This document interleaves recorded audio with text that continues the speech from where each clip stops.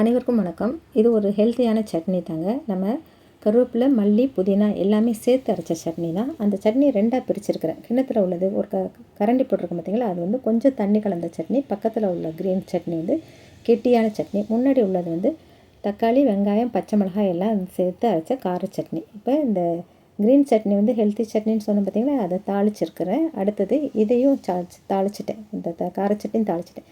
இப்போ கலந்தரைச்ச தோசை தாங்க. நம்ம வீட்டில் எப்பயுமே கலந்தரைச்சது, கருப்பு முழு உளுந்து எல்லாம் போட்டு தானியங்கள் எல்லாம் கலந்தரைச்ச தோசை தான் இன்றைக்கி செஞ்சுருக்கோம். இந்த சட்னியை தாளிக்கும் போது ஒரு சின்னதாக டிப்ஸ் என்னென்னாங்க, நீங்கள் இந்த சட்னியை வந்து நான் தோசைக்கல் மேலே வச்சுட்டு தான் தாளிச்சிருக்கேன். என்ன காரணம் அப்படின்னா, அப்போ எண்ணெயை தாளிக்கிறோம்லங்க, எண்ணெய் வச்சு நல்லெண்ணெய் தாளிங்க. கடுகு, உளுத்தம் பருப்பு, கருவேப்பிலை எண்ணெய் போட்டுக்கோங்க. நான் இப்போ எல்லோரும் இன்றைக்கி இலைகளில் அரைச்ச சட்னிங்கிறதால நான் வந்து கருவேப்பிலை போட்டு தாளிக்கல, பெருங்காயமும் போட்டிருக்கேங்க. இந்த எல்லாமே தாளித்து கொட்டும்போது இந்த தோசைக்கல் என்ன காரணத்துக்காக வச்சுருக்கேன்னா, கொட்டும்போது எண்ணெய் அப்படி தெரிக்கும் பார்த்தீங்களாங்க.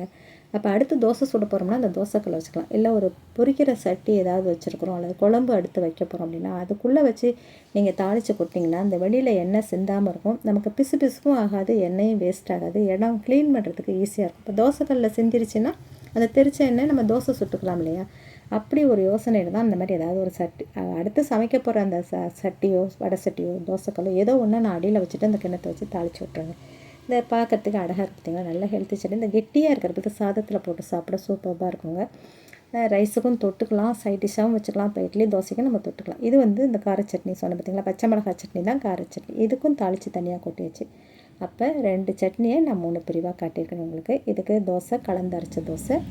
நம்ம அந்த தோசையும் ஹெல்த்தியான தோசை தாங்க. அதில் கோதுமை, சிறுதானியம், நவதானியம் என்ன வேணாலும் போட்டுக்கலாம். கருப்பு முழு உளுந்து போட்டு தான் வழக்கமாக செய்கிறது. இந்த தோசைக்கு இன்றைக்கி 3 சட்னி, கெட்டி சட்னி, கொஞ்சம் தண்ணி சட்னி, அடுத்தது கார சட்னி.